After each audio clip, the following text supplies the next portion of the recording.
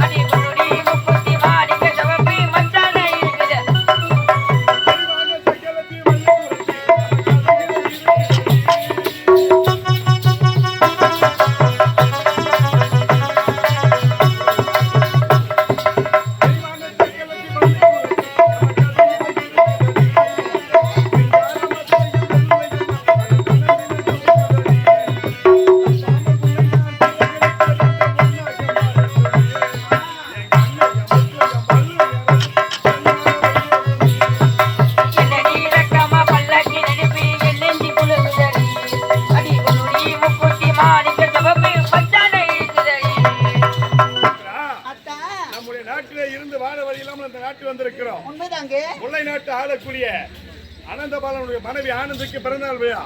அப்படி இருக்கும் போது அந்த நாட்டு நாம் இருவர் செல்லன்னு சொன்னா இப்போ நாம் இருவர் எப்படி இருக்கிறோம்?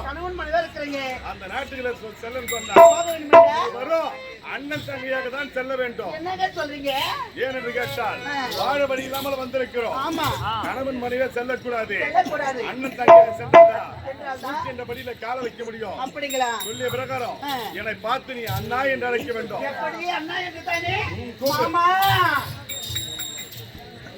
அண்ணான்னு கூப்பிடுறீங்க. அண்ணன் வராதுங்க.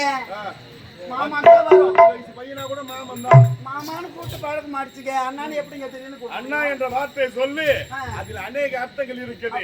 சொல்லிய பிரகாரம் அந்த நாட்டில் நம்ம இருவர் போகலாமா? புறப்படுங்க.